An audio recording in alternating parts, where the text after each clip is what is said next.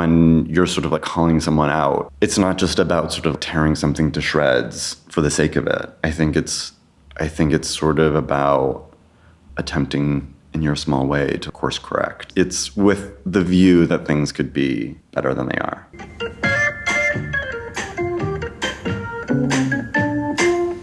I'm Drew Lang. I'm Robbie Arps. You're listening to the Brick and Wonder podcast. In this episode, we're joined by David Michon, a design journalist and publisher of the Substack newsletter 4Scale, where he provides fresh perspectives on the state of design. We hear David's thoughts on elitism and exclusivity versus access and the quotidian in the world of design. He talks about the different ways and levels on which people engage with design. We discuss the state of the media business, advertising, brand activations, and the notion of patronage. And we dig into David's belief that criticism is inherently optimistic. Here's our conversation with David Michon. David, welcome to the Brick and Wonder podcast. Thank you so much. So let's start out talking about your background and how you made your way to start 4Scale, your professional background. It's been a combination of sort of editorial writing and brand development projects. The reason that I started writing 4Scale is that I saw things in the design world that I thought were super interesting, and I would pitch stories to magazines. They weren't going through, and it became really frustrating. And even when they do accept a pitch, it's very poorly paid. So part of 4Scale was just I can write about whatever I want. When you're writing for a magazine, you're writing to their tone of voice. Tell our listeners what 4Scale is for the folks who don't know, and then tell them also, if you would, who you are. So maybe going back as far as what you studied and how you came up professionally. 4Scale is a weekly Substack newsletter and an annual print publication that is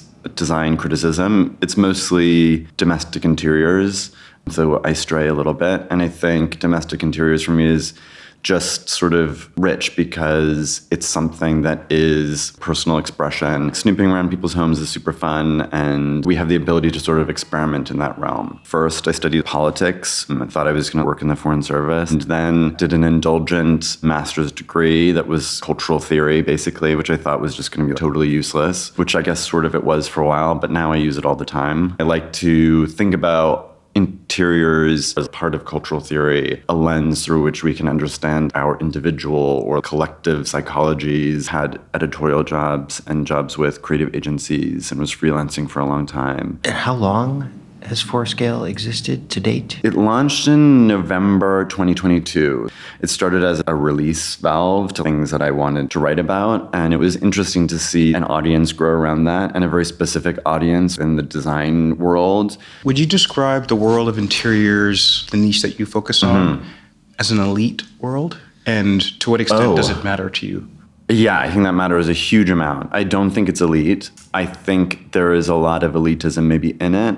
But I think that's also why domestic interiors are super interesting for me. A lot of people are super intimidated by the design world because it has this sort of skin, maybe of elitism. Things are also very expensive. There are lots of brands that may be sort of pretentious. I don't think it is naturally elitist. So I think it's exciting to sort of explore it outside of that. And I think outside of a hierarchy of taste and more sort of asking people to just be self-reflective. You know, why are you making decisions? And, you know, what influenced you? These are sort of interesting therapy sessions almost. You're learning a lot about yourself through your decisions of how you create your environment. And that's something that anyone can do. And you don't need to have fancy things to look around you and think about why.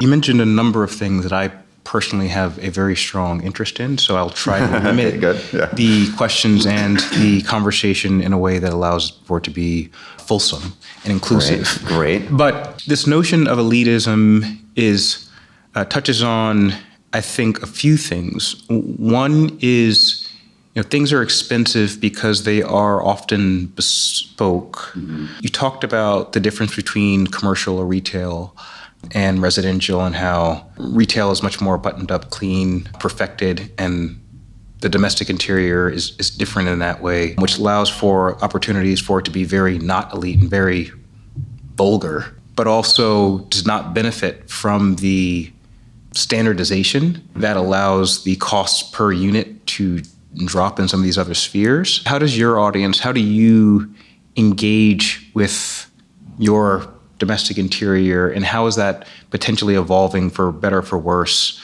in the day and age of artificial intelligence, roboticization, supply chain disruption, all of these things that find their way into how we live and decorate our homes? I'm not a great fan of artificial intelligence though obviously Forescale is on the internet. The internet I'm not also so convinced by in its current state, maybe. I think I want to encourage people to go to libraries to research and find their own sort of set of references and resources. We should be looking much closer to us to find inspiration and find ourselves, I guess. But yeah, I think effort is underrated. I think putting effort In what way? Putting effort into something is what makes it sort of valuable and meaningful. Caring about your interior, spending time on it, not needing it to be ready in an instant, but sort of building it over time. This, for me, is what sort of builds a relationship between you and your home. Again, which is a difference between hospitality or wherever, where you sort of need something ready to go. When you open a restaurant, you can't be, I haven't decided on chairs yet. But you can sort of get away with some of that at home. I think it's also interesting to see how maybe people are engaging with design in a different way. Younger generations, you see kind of messy, dorm rooms, but there'll be like a $4,000 chair or something covered with clothes. It's also a way that some of these expensive pieces, one, for whatever reason, people have decided that they are willing to invest, I guess, but also that they don't need to sit in an otherwise totally complete, perfect environment. You can have some really cool, incredible lamp, and it can be on a shitty IKEA something, or it can be some thing you found on the street or whatever. It's this, there's a sort of way that I think people are mixing design into their lives that's sort of, in some ways, that makes it more accessible because it's not crossing a threshold and all of a sudden, if you care about design, your whole house has to be top to bottom perfect. The pressure is off. You can sort of just fool around with it. Can we talk a little bit about how the dialogue takes place between the media and the professionals who are the design professionals and builders? Ravi is everybody who sits inside of the professions across the built environment, and then also the media and its dialogue with the consumer public, both of those, and how it operates largely on the basis of image. It's why Instagram has become what it's become. Yeah. Image heavy, image centric. Even arguably, magazines for a long, long time have been largely image-centric. And, in its pages, half of it is advertising, and the ads are also image-centric. I mean, you see a brand name, and then you see an image, and that's kind of it.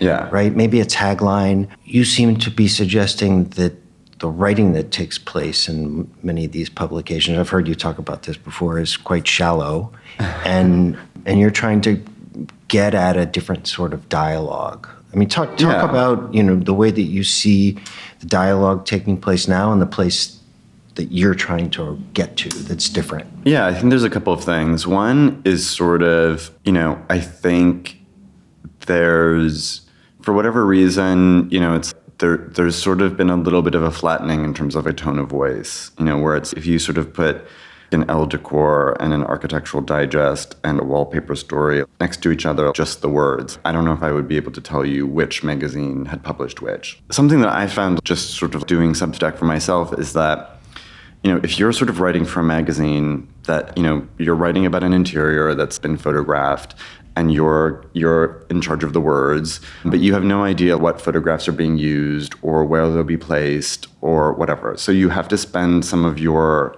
precious word count sort of describing things that may or may not be in a picture. So there's sort of two things decided separately, when in fact they're like sort of part of the same story. So, I think it lets you sort of be more expressive in language when you sort of can control where an image sits or whether an image is used, because you don't need to, if something's better to look at than to explain in words, you just say, look, insert image, and then you can sort of use your words to do other things. You have more control over pace. You can sort of tangent more easily because you're sort of building a picture more holistically. So I think that's how I sort of approach writing. I think the format sort of also is a little bit tired. Our minds don't necessarily want that.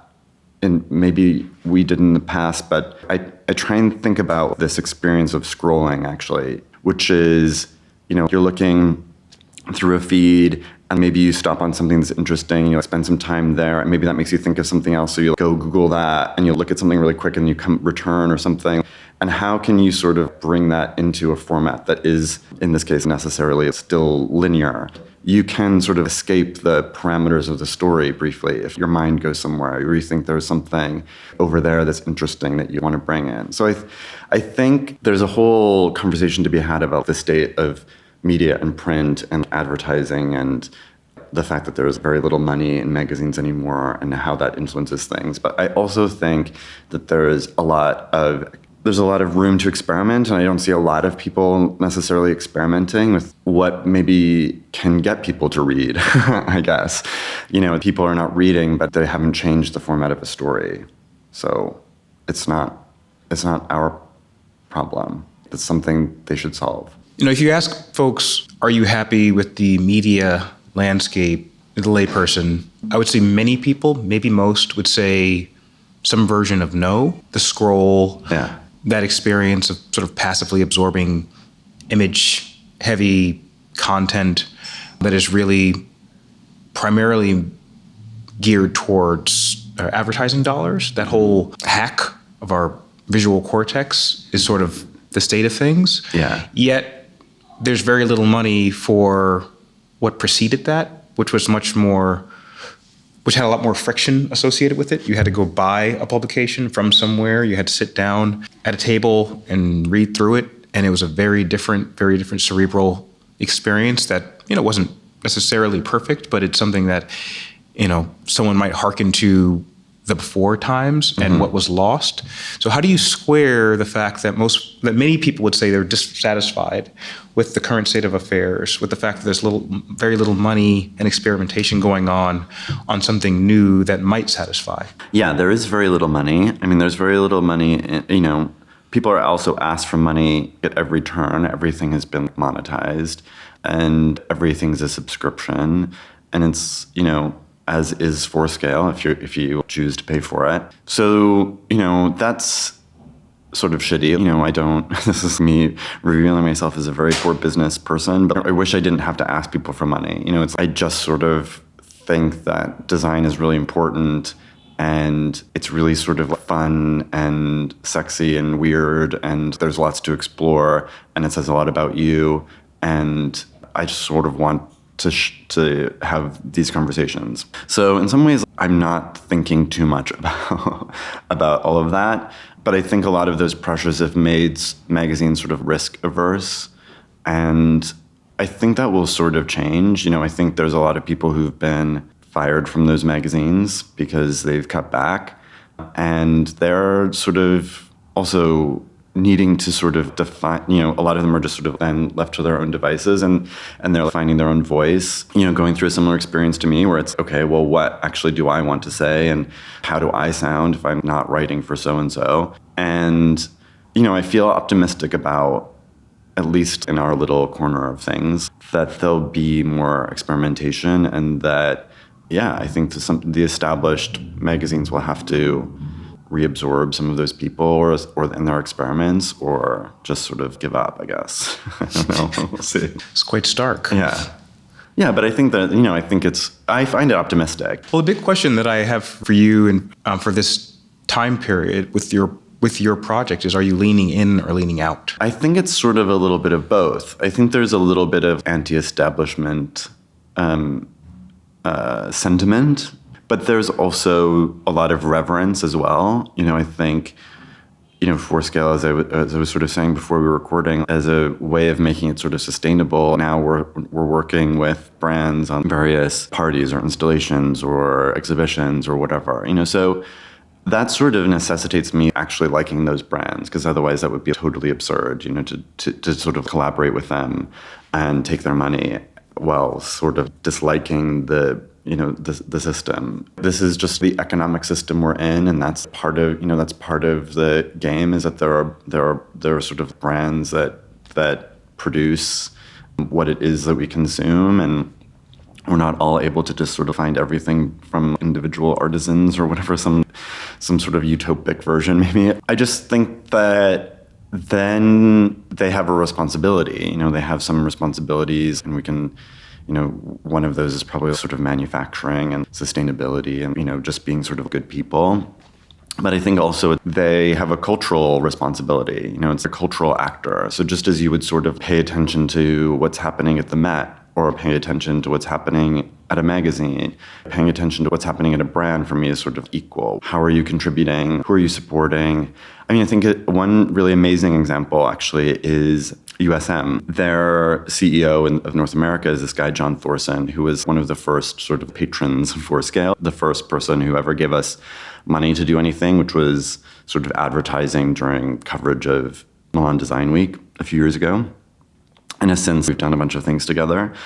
And he's sort of, for me, what is a really sort of modern patron, where he's sort of interested in people and ideas, and he doesn't really care if you're big or small, and he doesn't really care if you have tons of followers. He sort of just trusts you and trusts his own taste, I guess, and he gives a platform to a lot of people, and he gives over space in their showroom on Green Street, which is an incredible address. And Forscale is still sort of niche, but we just sort of closed an exhibition that was there for 3 months of photography, co-curated with a friend of mine. That's sort of a lot of real estate, the whole, main floor of the showroom, in what is an expensive address. I just don't know if many other brands would sort of do that. But I think the result is, at least the perception within the design world, they're just sort of seen as a cool part of the mix, and it's really just great positive energy around them, because it doesn't seem they're just trying to build their own brand in some sort of super calculated way. It feels more wholesome, I guess. It makes sense to me that USM is embracing what you're doing. I think others would be smart to do things differently, to test the waters, to find the evolution of their voice. USM has been the same year after year after year. Their furniture is beautiful and classic and the same. Yeah. It's exactly the same. And there's something wonderful about that. And arguably, they have the charge of building an audience, growing their audience, selling more of their furniture. Mm-hmm. So how do they do that? They have to come together with people like you. One thing that you do that's clearly different is a few things I'm going to remark on, and then maybe you can talk a little bit about this and the way you think about it, why you do these things. They're the choices that you've made. They're, the place that you're, choosing to express the place and the way that you're expressing yourself. You're using mostly words and not many images. And when you're using images, you're deliberately showing images that are snapshots, mm-hmm. right? Rather than glossy images that most people are putting forward. You're choosing to write about things that you think are cool and interesting, yeah. Right? Without much regard for whether other people are going to find them cool and interesting. And that in and of itself is different and interesting. So, it ends up being this commentary of sorts, but what is the commentary? Is it a commentary about you and the way you see the world? Is it the way that you think more people should be approaching design that touch all of us and is important? Inarguably, it's important. Whether people realize it or not, it touches their lives. Mm. So talk a little bit about that. Yeah, I think if I were to sort of think about if there's any sort of impact that Fourscale has. I think it's just sort of about, I don't think everyone should be writing Fourscale, I guess. I don't think that what I produce is sort of something that should be like standard of writing and why people aren't doing it this or something. I think I just seek a diversity of perspectives, and this is my perspective, and I think I sort of owe it to myself and to that sort of mission to just be a bit unapologetic about it. Other people write, and they're way more interested in sharing great shoppable products. There are good versions of that and bad versions of that, but that's totally legitimate too. I don't condescend people who are sharing what best rugs to buy because I want to know that sometimes. But I think it's just a praise of subjectivity where I'm writing from my perspective, what I've studied, where I've been in my career, where I've lived, what I see, what I'm encountering. I'm not pretending to be a sort of authority on the design world or having known or seen everything. So you just sort of have to go about your own point of view. And it's lucky for me that people have connected with that, but I just sort of want to see more people sort of appreciate the subjectivity of design and of writing. And I think that's sort of something that always bothers me about other writing when it's decreed that something's the best or top 5 this or something. And it's sort of pretends to be objective when I think the beauty of design and interiors and the built environment, architecture, cities, is that it's totally subjective. Your perspective is what you should sort of be celebrating. So I think that's sort of the energy that I hope to put into the world. I don't mean to self-aggrandize, but that's what I want maybe a subliminal takeaway to be. This podcast is supported by MADERA, offering an integrated collection of high-quality wood products. They provide seamless wood design that simplifies wood finish specification. My architecture firm has worked with MADERA on several projects where they provided wood material for flooring, doors, and cabinetry. Their product line and approach created an integrated result and made the process easier, not just for my team, but also for the project contractors and mill workers. I personally recommend MADERA. You can learn more about them at maderasurfaces.com. I think there's also something refreshing about self-aggrandizement when it is done with space for others to do so. And I think there's nothing wrong with acknowledging or being very, very excited about one's perspective about something, and it just, as long as it ends in your sphere of, your aura. But what are some of the things that you're most excited about now? What are it design-wise? Name some things that have really caught your eye in the past, bit of time. I think it's very interesting. Well, it's just because this just happened. So, I think people have been sort of reflecting on it as I've been talking to them this week. But Milan Design Week, for example, and this sort of ecosystem of design weeks, and Milan Design Week has been interesting. Obviously, over the past few years, somehow continues to grow, and more big fashion brands have sort of turned up, and they do sometimes cool things and sometimes questionable things, but they're very good at hype, and they have way bigger budgets. And so it's flashy, and people feel the sort of real design world is being squeezed out.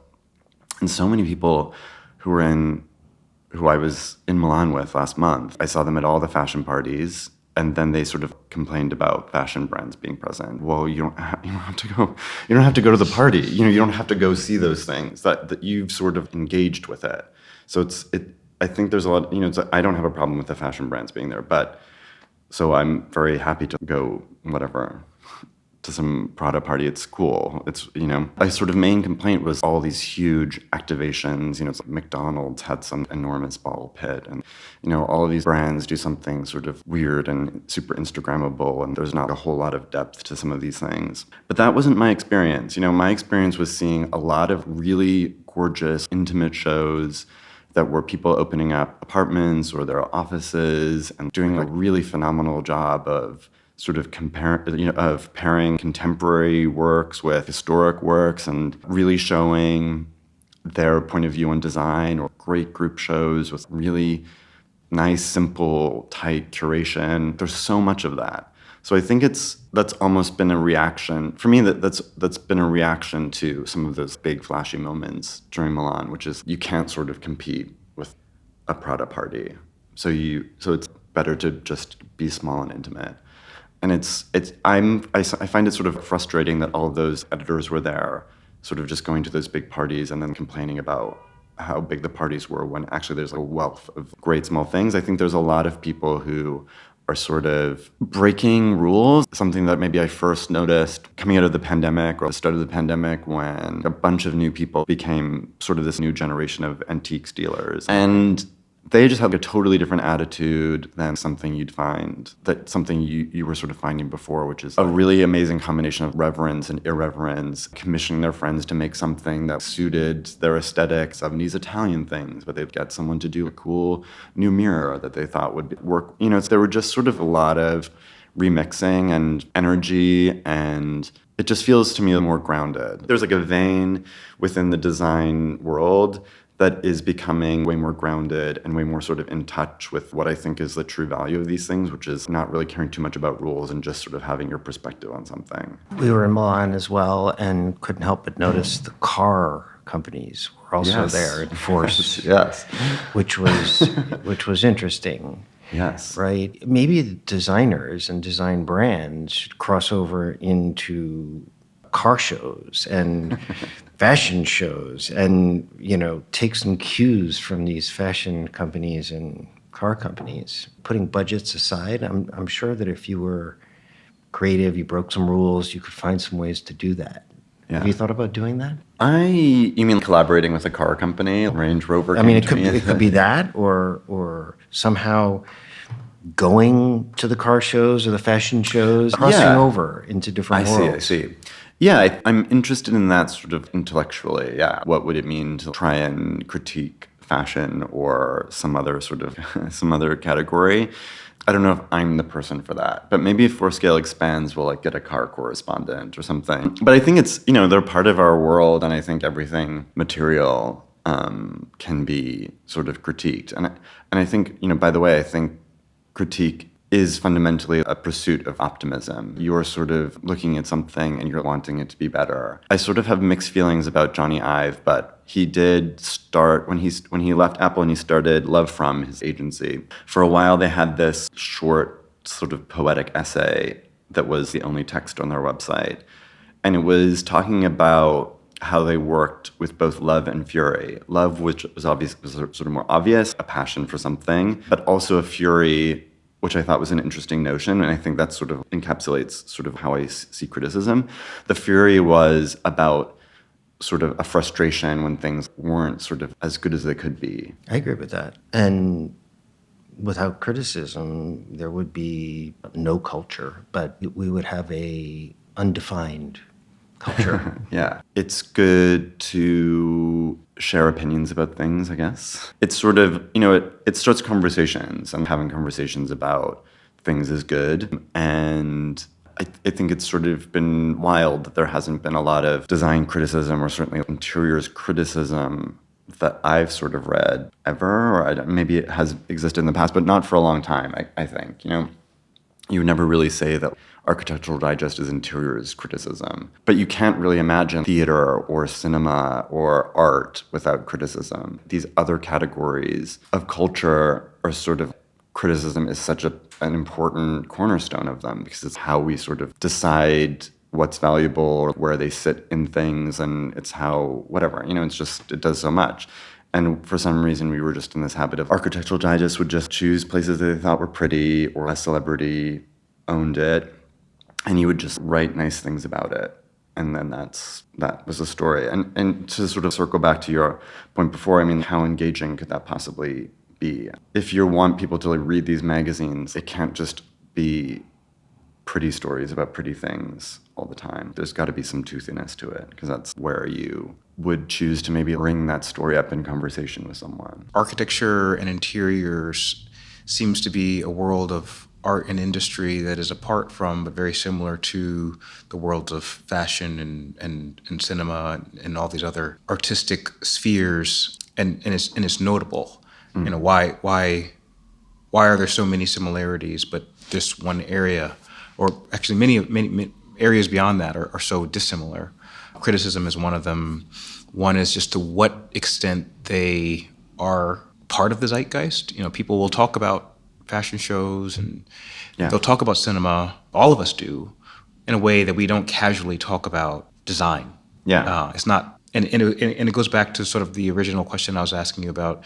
I don't know whether elite is the right word, because all of the spheres that I've talked about are also elite, but it's more about the accessibility, the expectation that is part of the lay. I think criticism has a lot to do with accessibility, actually, because as you read cinema criticism, for example, you gain the language and the tools to yourself critique. How are we meant to critique design? You expect the layperson to critique design when even people in the design world aren't critiquing it. So I think, as much as criticism sort of maybe on a surface, maybe at first thought, it feels an elitist pursuit. Criticism is so sort of haughty. But in fact, I think it's a tool to kind of give people access to things, because it just gives it makes it way more porous, because you're opening up questions about something. We're trained to criticize art. It's in school. You visit art museums and a docent sort of will tell you about a piece of work and they'll give context to it. And our whole lives, there are parts of culture where we're trained to sort of think critically about. And design, for some reason, is just not one of those. But if you had to guess or posit an answer on the spot, what is the reason why? I don't know. And maybe this is just sort of a North American perspective. I can't say that everywhere in the world. I don't know. Maybe there are places where people are sort of more literate. I mean, certainly in parts of Scandinavia, people are way more literate about design. And Danes all can name a handful of famous designers or something. And I don't know if most people in America could. So maybe it's just an American problem. It's something that I had to sort of learn, I guess. It wasn't part of my upbringing, design culture. One thing that happens, and we talk about how problematic this is, but don't have the answer to overcome it, is that design criticism, design dialogue writ large, occurs internally. We talk to ourselves. We speak, in a shorthand sort of way. We talk about things other people don't understand, they don't have the language for, they can't access. And whose fault is that? It's our fault, of course, right? I mean, who else is in a position to bring the dialogue to the public other than us? Yeah. So is there an interest on your part with Forescale to bring the dialogue beyond the industry? Have you found that it's gone beyond the industry? Maybe a little bit, yeah. But, I do think there are some people who've done it really, really well. If you look at Apartamento magazine, for example, all they sort of did was change a photographic style where you would see a dishwasher half open and a stack of something. It was much more naturalistic. And all of a sudden, they opened up an entire new audience to what is a design magazine. Because people were sort of feeling a great distance looking at a styled shoot. Or like pinup, for example. That's sort of got a tone of voice. It's way more raw and sexy, and the way they shoot things definitely has a point of view. And I think that's an interesting example because they're really unafraid to be both stupid and super intellectual. They can exist in the same magazine where it's fun and cool, and maybe it's some sofa photographed with a half-naked man on a beach or something, which they do. I think that's also sort of exciting. There's dimensionality to each of us. And these magazines, some of them do a very good job of encapsulating that. I think those are sort of more, I don't know what Pinup's readership is demographically, but for me, that's sort of quite an interesting magazine. That's been going for 20 years. You mentioned you worked at Monocle. Yeah. Do you have a sense of what Monocle's readership is? Because Or what it was, at least. Or what it was. Because I'll just make one comment, and I'd love to hear your perspective. I've always appreciated Monocle because more than anybody that I know of, publication-wise, is successfully bringing design to the public more broadly. And one of the ways that they do it is that they infuse into their magazine not just design, but things about cities, things about other aspects of culture, film, theater, art. So they've diversified their subject matter. Yeah. and even sort of global affairs to some extent. I mean, I think Monocle's sort of central concern is maybe what you would sort of call like quality of life. You know what I mean? And they sort of cast everything under that umbrella. So I think what they've done that's sort of interesting is they have a magazine that sort of covers quite a broad range of topics. When you are writing for Monocle, you write in the same tone of voice.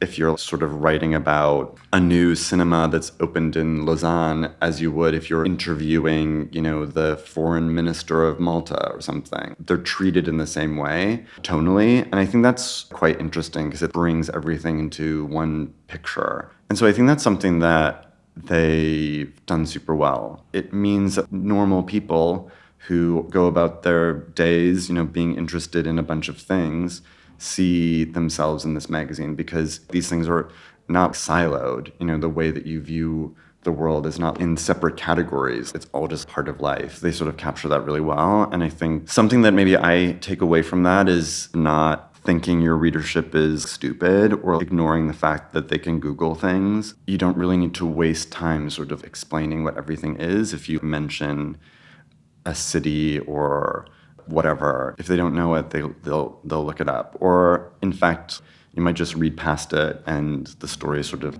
makes sense anyway. So I think having a tone of voice that is applied to everything, no matter the category, is good. And thinking about how things interconnect is good. Yeah, those are sort of some lessons maybe from my Monocle years.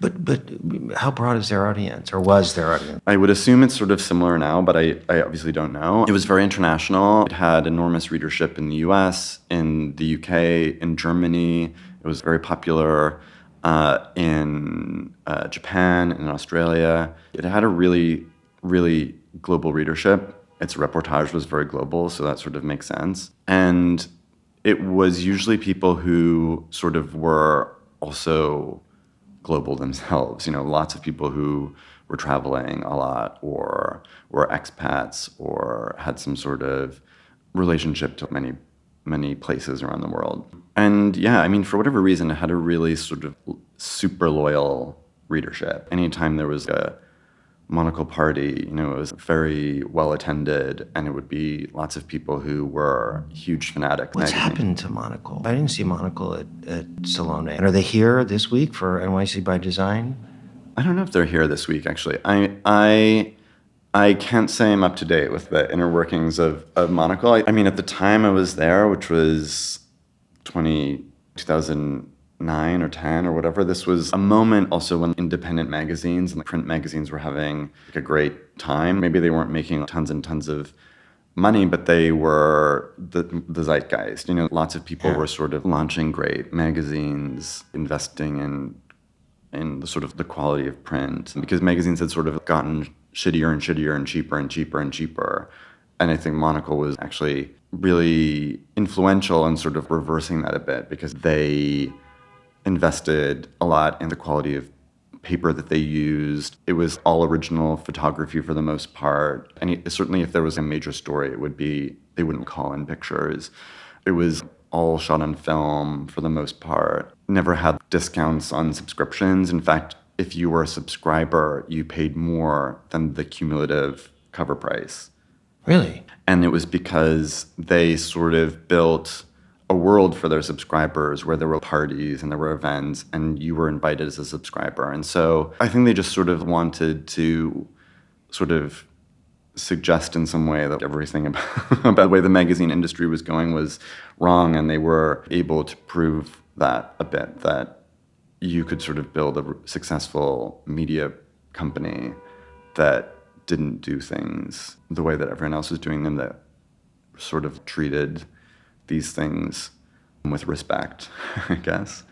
And I don't know, maybe magazines just sort of aren't in that place. Now the zeitgeist is sort of Substack, to be honest. It's lots of people finding their voice as independent writers and trying to find, I guess, whether that's possible as a model for them to earn a living. And is it? No, it's not. I think it's very difficult. There are some people, obviously, who make a phenomenal amount of money on Substack, and that's great for them. There are lots of those people.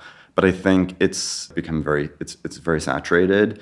So there's a little bit of fatigue. How many newsletters can you really pay for or want to receive in your inbox? I can't imagine that Fourscale will be a Substack forever. It's not a platform that I control, and I think it's easy to see the trajectory of tech platforms, and it's not always one that I like, I guess. So I sort of have to expect that at some point, Substack will not be a place that I'll want to be. Yeah, I'm on Instagram, but I wish I wasn't. It would be nice to get off of it. So if you weren't on Instagram and you weren't on Substack, where would you want to be? Yeah, I mean, if I had It's an on the answer to horizon. that, yeah. I don't have an answer to that. I mean, the thing about Instagram, for example, is that so many people that I want to connect with, they don't necessarily have websites anymore. You know, people sort of use their Instagram as how they share news and their portfolio and how you would most easily sort of connect with them. So in terms of community and wanting to message some designer or a message, you know, whatever, a lot of that happens on Instagram. So it's sort of, that's the sort of purpose. I mean, I don't really know a lot of people who are in my sort of little corner of the design world that are on LinkedIn, for example. So in some ways, Instagram's almost a LinkedIn. You can find people, you find what they're doing, you learn about them through that. I don't really use it for finding references or research. So it's really just if I had some other way of messaging people, I'd probably leave. There's maybe a little bit of an expectation now from brands that I'll collaborate with that there is representation of a project that happens on Instagram as part of the promotion of something. And yeah, I don't know what exists sort of beyond Substack or beyond Instagram, for me at least. Maybe a independent publication. You are publishing things in print. Yeah. So maybe lean into that. Exactly. Sort of just doing something completely independent. I'm very grateful for Substack, though, I have to say. You know, that was very sort of negative, but I sort of got on Substack maybe at sort of the tail end of a wave, but it was still sort of a new platform where they'd really sort of been growing sort of rapidly. And they were super supportive. People from Substack were in touch. I have the email of the CEO when he responds. You know, they were very welcoming. And I think it's been a great community of people. I'm always happy to see people who I think are interesting start Substack newsletters because of what we were saying before. Like, it's nice to have their perspective. But it's just more thinking ahead. I sort of in some ways struggle. Do I want to spend time building a paid subscribership on Substack if I'm actually not sure if that's where I'll always be? So, it's sort of, working with brands, doing the print magazine is a little bit of diversification, I guess. Aside from just sort of being interested in doing those things. I think that presents a natural segue to one of two questions that we close out with. Okay. The first of which is, what are you doing wrong? Yes, and so much, what are you, sadly. and what are you doing to fix that? What am I doing wrong? I mean, I think I sort of said this before. I'm just sort of not a natural business person. I guess I never will be. But one must, I guess, in my situation, find a way to make it work. So I'm sure I'm sort of wasting a lot of energy places, doing things that I shouldn't be doing and doing things that don't really have a return. I think this year I've tried to sort of be patient with a fix for that. This year I just sort of want to do as much as possible without sort of overthinking things.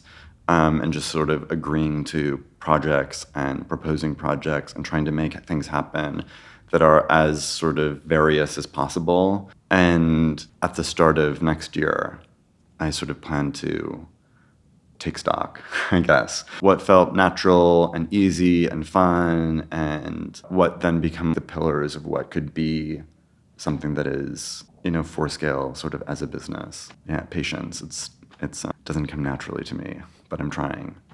I understand. And then question number 2 What question would you pass on to our next guest? I sort of want to be as connected as possible to what I'm doing. I'm curious how people, in the pressures of growing a business, how do you sort of stay connected to what you feel is your essence? I think there's a lot of stories of people who sort of have great success, but as they do, they sort of disconnect from what it was that they were passionate about. And I think if someone has successfully avoided that, that's what I want to know. It's a great question. It's a really great question. Thank you. Thank you. That was David Michon, a design journalist and publisher of the Substack newsletter For Scale. He's publishing in print and exploring other publication channels. For now, stay tuned on Substack to read David's latest writing. Thanks so much for joining us. If you found this conversation valuable, share it with a colleague working across the built environment, and subscribe to the Brick and Wonder podcast for more deep dives this season. The Brick and Wonder podcast is produced by Shayna Danziger, with sound engineering by Garrett DeBlock. The production and editing staff also includes Brick and Wonder team members Ed Thompson, Carrie Potter, Roya Osuli, and Alex Kozin. I'm Drew Lang, and you've been listening to the Brick and Wonder podcast.